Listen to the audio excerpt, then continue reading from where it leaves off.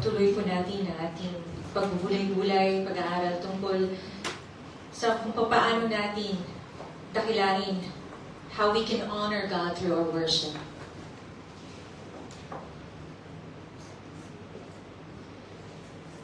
So if you were with us last week, we were reminded about the conditions needed para magiging God-honoring po ang ating worship. And if I can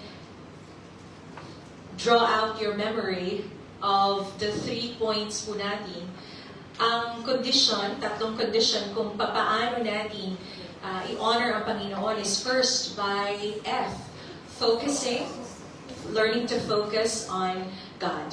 And second, kailangan talaga natin i-prepare spiritually ang ating mga sarili to meet God and really focus our hearts to God. And ang pangatlo is that we have to desire to really worship God. Kailangan po ang tatlong ito, these are the elements that we need to have if we desire to worship God in an honoring and glorifying way sa Kanya. Today, we will look into some conditions na kailangan for us to worship God genuinely as we strive to honor Him sa ating pagsasamba. Thus, the title is God-Centered Worship, Genuine Worship. How many of us believe that worship is a matter of choice and priority? Do you believe that when we come to worship God, and when we desire to genuinely worship God and honor Him, it's a matter of choice and priority? Yes, my dear friends, we must choose. We must choose to worship if we are to genuinely worship. We must prioritize worship if we are to genuinely worship God. And kailangan natin maintindihan na kapag hindi natin pinili at kapag hindi natin inuna ang pagsamba natin sa Diyos, then we cannot genuinely worship Him. Terry Johnson once said, "Worship that is centered on something other than God is not worship." Oo, religious gathering siya. Oo, nag-fellowship tayo sa loob ng simbahan. But if what we do is not centered on God, and if God is not our first choice and priority, sad to say po, hindi totoo ang ating pagsamba, pag-worship sa Kanya.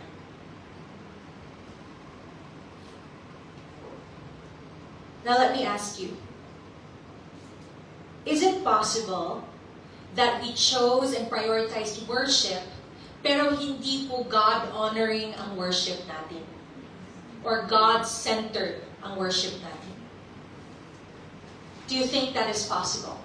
Kahit pinili na, prioritize na natin ang pagsamba, yet there is still a possibility na ang mga ginagawa natin in our worship time and experience is not God-centered and not God-honoring.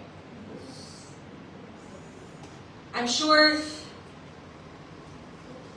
that all of us have experienced a time na nandito na nga tayo, prioritize na nga tayo natin ang pagsamba, yet alam natin hindi si Lord ang naging sentro ng ating mga gawain, naging sentro ng ating pag-iisip, naging sentro ng mga ating kinakanta. There have been times, my dear friends, that we have not made God the center of our worship. And therefore, I would have to say that our worship at that time was not genuine and was not God-honoring. Ang binasa nating text kanina is one of the many beautiful texts in the Bible, specifically in the book of Psalms, that actually remind us of what worship is and what worship should be and how genuine worship should be. And actually, if you go through the whole Psalms, hindi mo talaga masasabi or hindi mo maiiwasan to praise God as you read the different verses, as you read the different chapters, declaring the goodness of God, declaring kung ano dapat ginagawa ng mga tao or yung mga nilalang ng Diyos in response to God's faithfulness. So for today, we will look at what we are to do and what is needed when we want to truly and genuinely worship God and honor Him. Una po, it is a matter of sacrifice.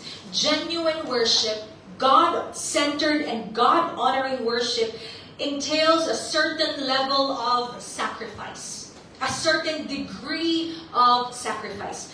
Kung babalikan po natin ang mga iba't ibang mga worship experiences in the Bible, both in the Old Testament and the New Testament, meron talagang sacrifices na nangyayari.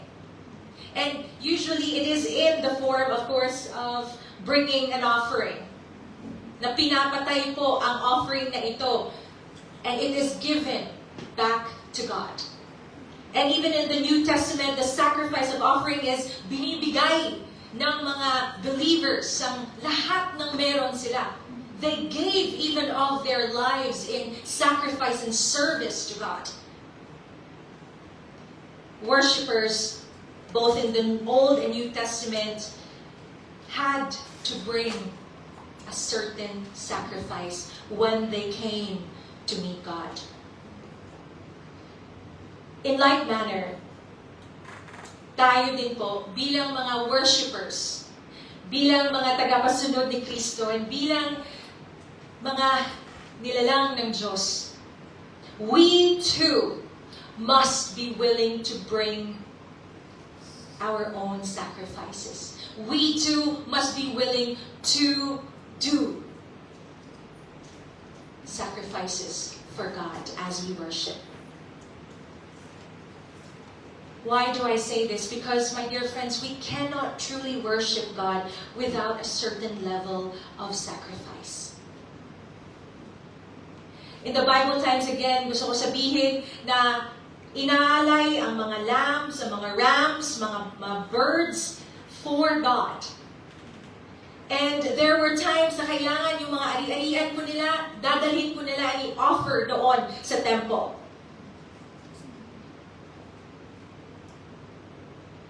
How about for us?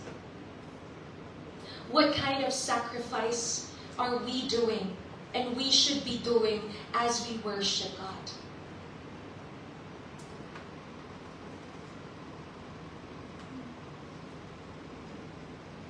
If we take a look at the sacrifices given in the Old and New Testament, may isang kondisyon po doon ng kailangan.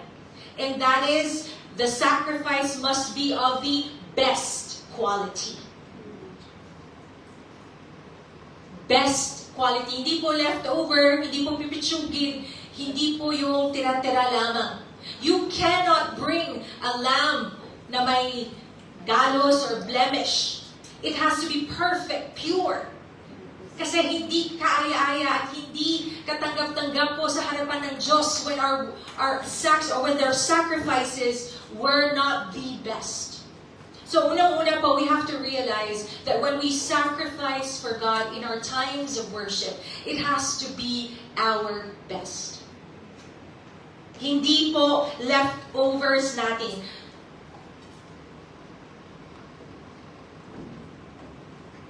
Kaya lang, the culture of the Christian church these days, ayaw na po mag-sacrifice ng maraming Kristiyano. They just want to feel comfortable, feel alive, feel like talagang it is an experience of a lifetime. Kahit nga dito mismo sa ating simbahan, konting lakad lang po from the MTR to our church. Dami na po nating narinig. Minsan yung air conditioning natin hindi gumagana. May maririnig ka. Minsan malamig na naman kapag winter. May maririnig ka pa rin. Minsan, hindi maganda yung sinaserve sa atin na pagkain. At minsan, or kadalasan nakakarinig tayo na kailangan tayo magbigay, balik sa kay Lord and in support of the church. Aming beses, nakakaramdam tayo, ano ba yan? Bakit palagi na lang hingi? Nagsasakripisyo. Yeah, my dear friends, I would like us to realize that the church has not been built for you to feel comfortable. Yes. The church has not been built to make you feel good about yourself. The church was built so that we have a place to worship God. Amen. Sa totoo lang, we can worship God anywhere. But iba ang focus, iba ang impact kapag we are in that place of worship. And let me ask us, sa totoo ba, sacrifice ba talaga? Sakripisyo ba talaga to come on your day off and spend a few hours with God and in His ministry? Talaga bang hindi worth it ang Diyos natin to sacrifice our time, our effort, our resources? Hindi ba worthy ang Diyos ng ating sacrifice despite of the so many sacrifices that Christ had gone through for us so we can have the abundant life we now enjoy? My dear friends, we have to remember that we are to give our best to the Master. And giving our best requires we sacrifice something na meron tayo. I've known through the years, and it's such a blessing, that many of our longtime members have been sacrificing for this church. Una, sa pamamagitan po ng pera. You know, our church is a self-supporting church. And kung hindi dahil sa sacrifice, dahil sa pagmamahal ng maraming members, we wouldn't be here today. Pwede pa sana ipadala ang 500 sa ating mga pamilya. Kailangan din naman nila. Yet, many have chosen